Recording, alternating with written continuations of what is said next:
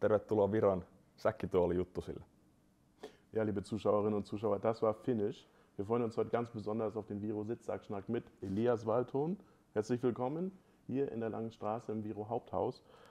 Ja, Elias Valtonen ist seit Dezember 2022 in Rostock, kam aus Spanien auf Leihbasis von Manresa, ist finnischer Nationalspieler, 23 Jahre jung, hat viel erlebt und in den nächsten Minuten werden wir uns ein bisschen mit ihm unterhalten, was Elias so in seinem Leben schon in Sachen Basketball und ja, überhaupt erfahren hat. Elias, welcome to the Sitzsackschnack. Thank you. I just said that you are 23 years old, but you have a lot of experience in basketball, in life. You've been to Finland, of course. Then you've been to the States, to college. Right. Then you played in Germany, in Spain, and now again in Germany. So introduce yourself to the viewers. What did you do in the last couple of years? Where have you been? Yeah, so Elias, like you said, my name. I started playing basketball very young, like 5-6 years old. Since then, I played other sports as well growing up, but then at the age of 13, 14, I decided to go fully into basketball, and now, you know, since then I've been just following my path, and first it led me to the capital of Finland, Helsinki, and then I went from there to United States for 2 years to Arizona State University, and then started for Tübingen Tigers, and then my path led me to Manresa in Spain, and now I'm back in Germany here with you, Rostock Sivus. Yeah. You said you fell in love with basketball at the age of 13, 14. How come? Because Finland is most popular for ice hockey, for skiing, for, I don't know, curling maybe? Yeah. I mean, I think I fell in love when I started playing, basically right away. But, you know, I think the most important people in my life was my dad. I think he was my coach from early on. So basically, I just think that basketball was my sport since the day one, and he was a big inspiration for me because he was coaching. He was, you know, in my hometown. And yeah, basically, I don't know where and why I fell in love, but that's it. Did you have any role models when you were growing up besides your dad, like famous national players from Finland, like Petteri Koponen or Lauri Markkanen, and I don't know if I forgot. I mean, Lauri is he's 2 years older than me, and so when I grew up, like he was so, you know, he was also young, but I think, like you said, Petteri, he was a big inspiration for me, and also Hanno Möttölä, Teemu Rannikko also, if somebody knows. But yeah, there was definitely some examples for me, and yeah, those were the guys. Yeah. Like 10 years you are into basketball, and what are the most important learnings from that? You've been to different countries, and you have a lot of like, I would say, a toolkit from different kinds how to play basketball.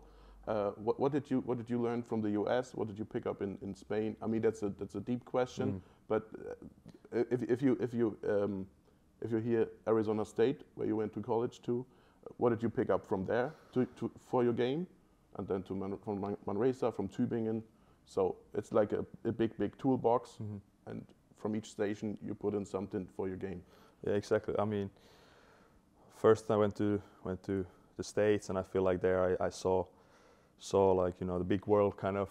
There was sometimes Phoenix Suns players practicing with us in the facility, so I kind of saw pretty closely how's the life in the highest level, and I also played with some few of the future NBA players there, Lou Dort, and now Zylan Cheatham plays for Bayern, for example, and those guys, and I feel like the competitiveness there, you know, just fighting for every playing minute basically, and in practice, you know, and all those kind of stuff I picked up from the States mostly. Yeah. Are you still in contact with them? I mean, if you have any... Occasionally, you know, not like every day, but sometimes, for example, Zylan signed with Bayern, I say like, hi, we'll meet you later in the season, all that stuff. So of course I keep in contact with some players. Okay. And from Tübingen you went to Spain. What is in the Spanish league is like considered the best competition in Europe. What are your learnings from there? Yeah, I think so too. You know, I think there's, you know, it's very, very competitive league. Also, there's basically every game is pretty much very close. You know, it's a fast-paced league. You know, very tactique-wise. You know, also high level, and you know, it just gave me a lot of confidence that I was able to play there, and you know, really being part of the successful team also. So it was, I was very proud of that, and also, you know, in general, I think it was great experience there last year. Is it very different compared to German basketball in the highest league? Like we play in the first league in the Basketball Bundesliga. Is it way more different or more competitive? I don't think it's way more different, but I think there's just like playing styles varies a lot. You know, I feel like it's maybe the tempo is just an inch more there, and I feel like here it's maybe a little bit more physical. It's maybe harder to get in line, free throw line here probably, and you know, you can play a little bit maybe harder here than just like, you know, maybe getting calls is a little bit easier in the ACB. Yeah, I just said that you have 10 years of basketball experience in your biography already. If you met your younger self, like at the age of 13, 14, what advice would you give? Just, you know, trust the work you put in, basically. Eventually, the work you put in will show up, and you know, you will get there where you deserve, basically, and you know, just keep trusting yourself. Okay, that sounds good. And that way that you just talked about brought you also to the Finnish national team. What was the best country you played in? Not against, but in. You traveled a lot, I guess. Is there any great country you've been to with the national team so far? I think the most memorable trip for me was 2 years ago when we went to Japan. We went to Okinawa Island. We played there like a little tournament. So it was a very nice experience for me to travel all the way to other side of the world. So that's probably one of the most memorable, playing against Japan. Yeah. So you need a new passport, huh? Because of all the stamps. We needed the visa, yeah. It was, and it was. I think it was COVID year, so it was a little bit harder to get there, but it was worth it. You've been to a lot of countries. Was there any specific food you tried and would you recommend, or you always think about, you fell in love with? I mean, always in every country, I eat the food what they are offering me, and you know, like for example, we were in that tournament in Japan. I tried some sushi. I tried that cuisine, you know, and also in Spain, I tried some certain things, and here also I try to live by the standards. What's the standard here? What did you try in Rostock? I told in another interview that I like a currywurst, so Currywurst, that's pretty one of my favorites. I like schnitzel also, so basically everything. But did you try that also when you went to Tübingen 2 seasons ago, or have you first tried it here in Rostock? Actually, the funny story about that is I went to Tübingen, and the first day they picked up from the airport and they brought me in the center of the city, and there was like a little kiosk, and then I had a currywurst there for my hunger. So that's my first impression. When I first got to Tübingen, the first thing I got there was currywurst. Okay. Together with pommes and with the fries. For fries and a little sausage. So, but that's not the typical basketball food. No, it's not. But you have to get something, you know. With some carbs, I mean. Yeah. Okay. Another interesting question I would want to ask is, if you had the chance to have dinner with a famous person, who would it be? It's a tough one. But I think, a pretty boring answer, I think it's Michael Jordan. It's just, you know, talking to him about everything. Like he's reached the ultimate highest level, so about his views and everything, so why not? Okay, because we had a lot of WIRO Sitzsackschnacks already, and most of the players said that they want to meet Kobe again. I mean, Kobe, he passed away, but if they had the chance to meet him again, they would consider Kobe. That could have been also one of my answers. But I mean, mindset, ethic, work ethic, like his game, his mentality. Exactly. So this is something you look up to, right? So I don't think Michael Jordan's mentality is bad either. So it is. It is. So do you consider him as a GOAT, the greatest of all time, or is there? I mean, this is a never-ending story. But for me, I think MJ is the GOAT. How no explanations, but I think for me MJ. Okay, and where do you see LeBron in that ranking? I mean, I think he's right there. So, like I said, never-ending conversation, but like no explanation. It's just MJ. Okay. Do you read any basketball books, or what books do you read? I'm reading actually this one book called Relentless. It's actually about Kobe. I don't remember who's the author. Tim Grover? Yes, exactly.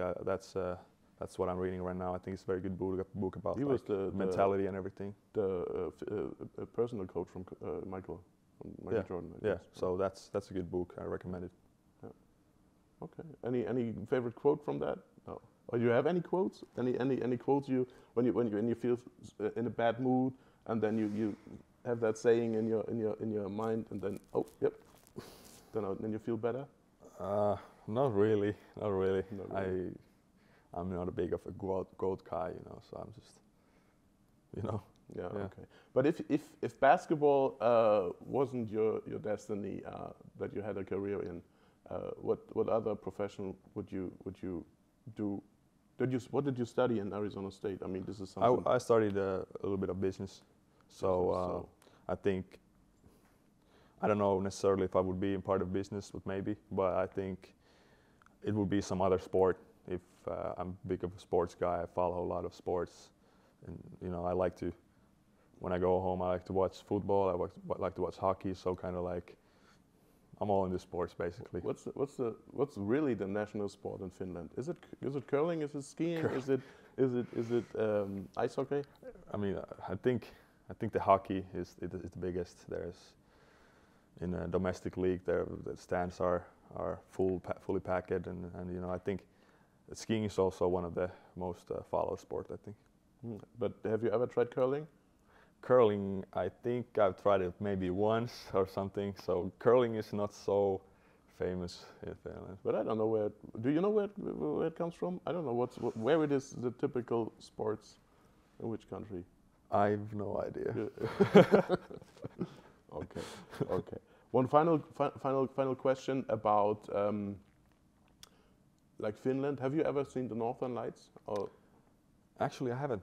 You haven't, because you're always on the road. You're always playing somewhere else. Yeah, like when I was younger, we went to the north.